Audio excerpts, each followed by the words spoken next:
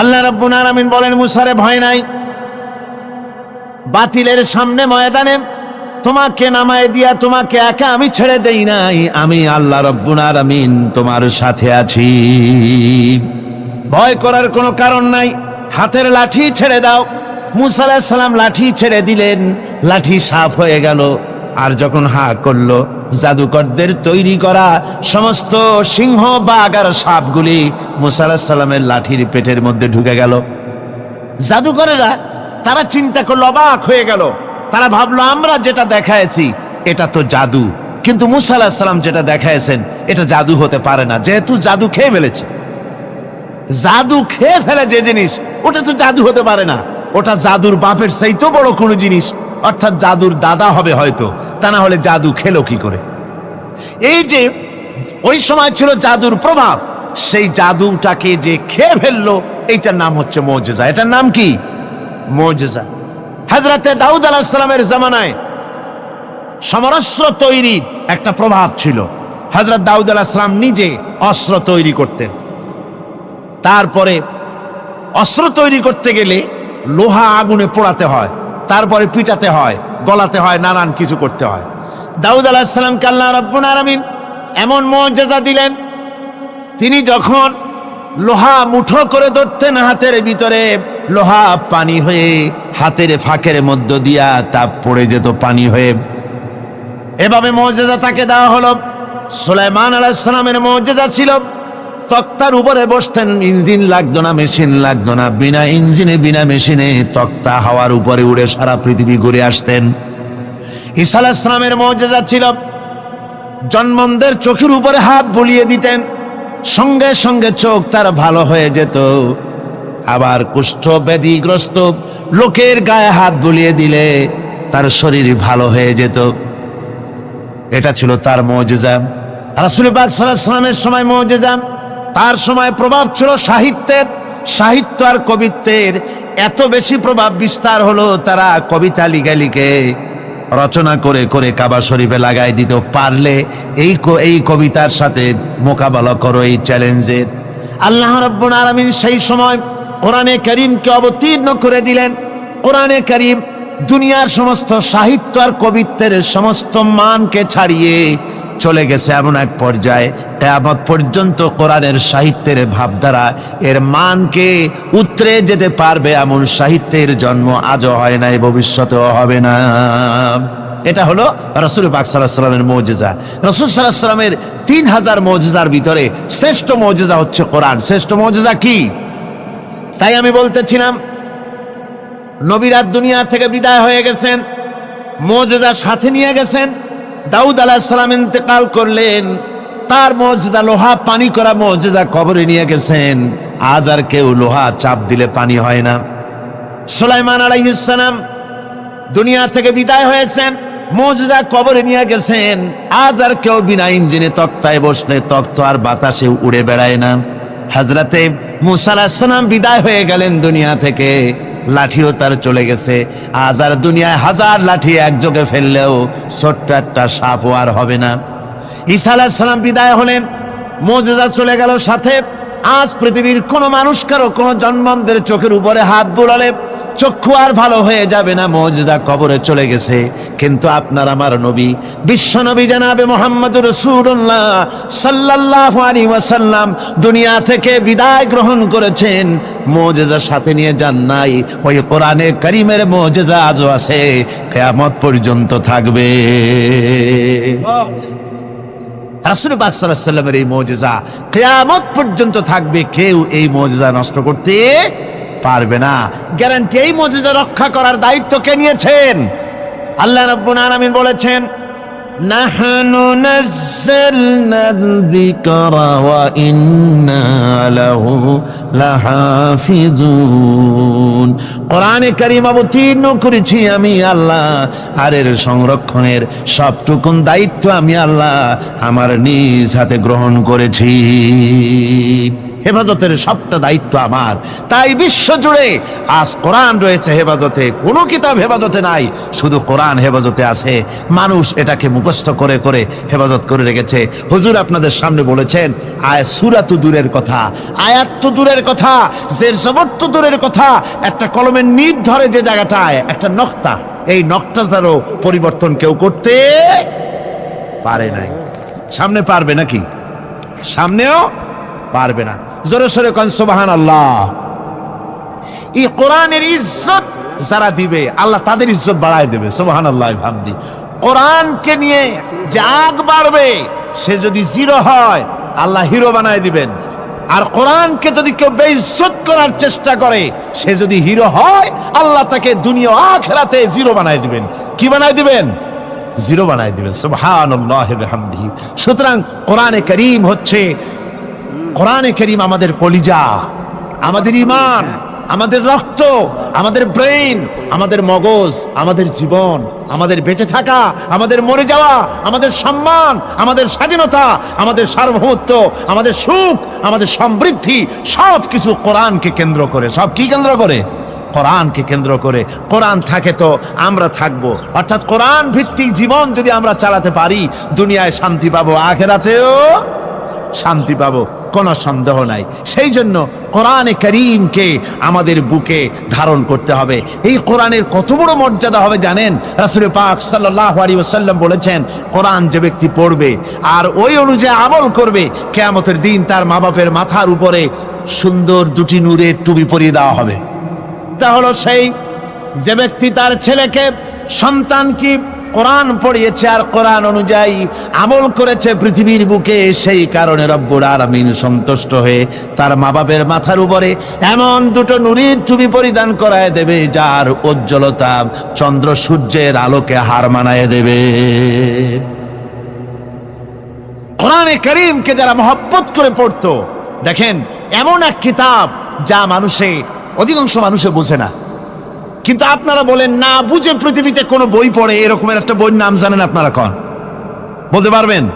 পারবেন না। কোরআন এমন কিতাব যা মানুষ বুঝেও পড়ে, না বুঝেও পড়ে, দিনেও পড়ে, রাতেও পড়ে, সকালেও পড়ে, সন্ধ্যায় পড়ে, আবার গভীর রাত্রে তাহাজ্জুদের নামাজ আদায় করে কোরআনে কারীম তেলাওয়াত করতে থাকে আর চোখ থেকে দরদর করে পানি পড়তে থাকে।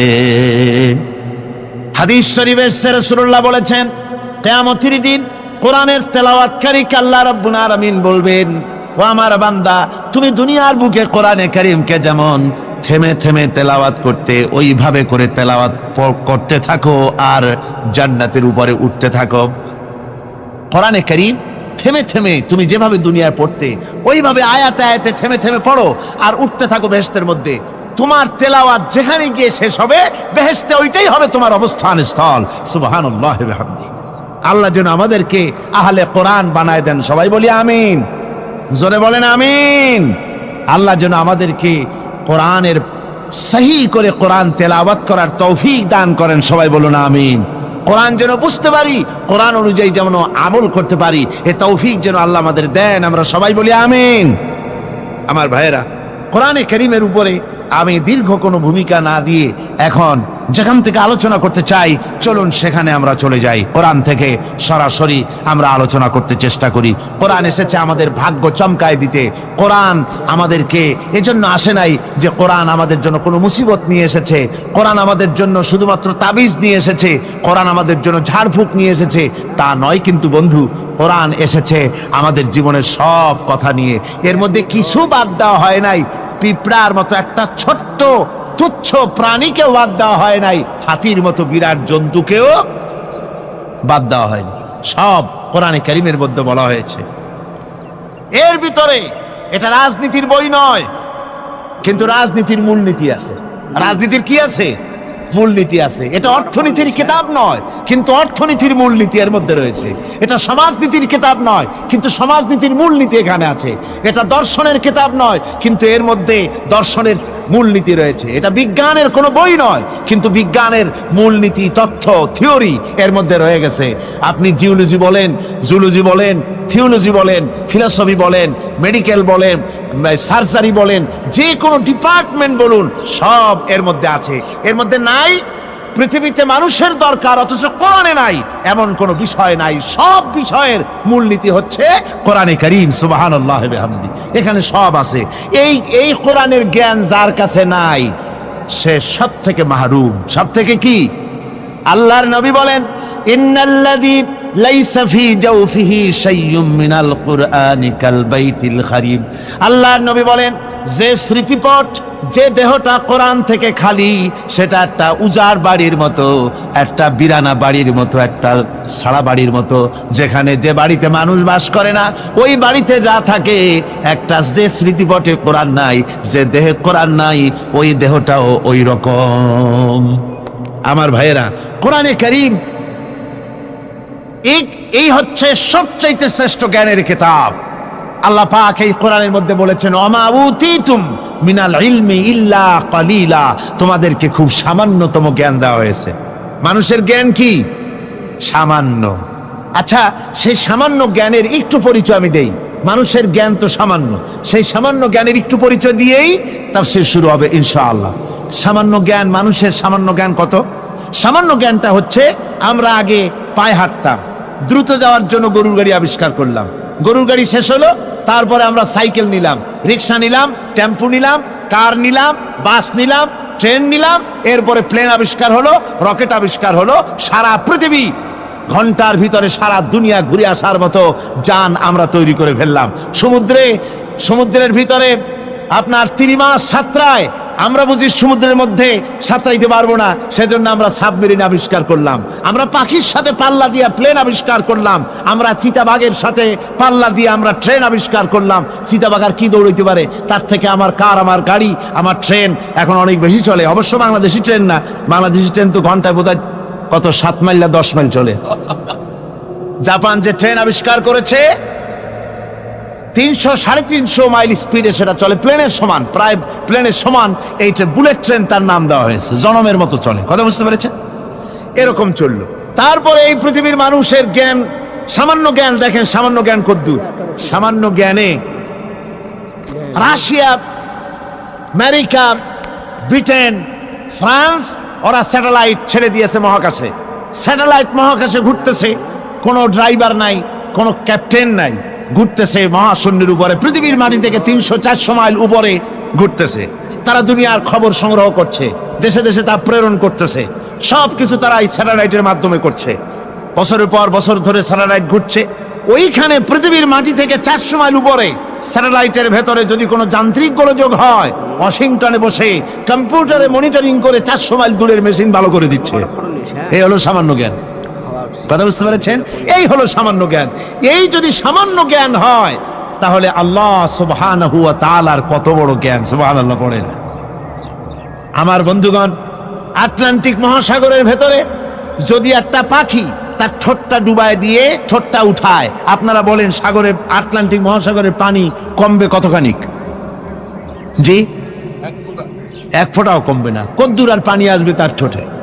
তামাম পৃথিবীর সমস্ত মানুষ, আদম আলাইহিস সালাম থেকে নিয়ে এই পর্যন্ত, এখান থেকে নিয়ে কিয়ামত পর্যন্ত তামাম পৃথিবীর সমস্ত মানুষের সব জ্ঞান যদি এক জায়গায় করা যায়, তাহলে আটলান্টিক মহাসাগর থেকে পাখি যতটুকু পানি তুলতে পেরেছে ঠোঁটে করে, আল্লাহর অনন্ত অসীম জ্ঞানের সমুদ্র থেকে মানুষ অতটুকু জ্ঞানের যোগ্য হতে পারে নাই।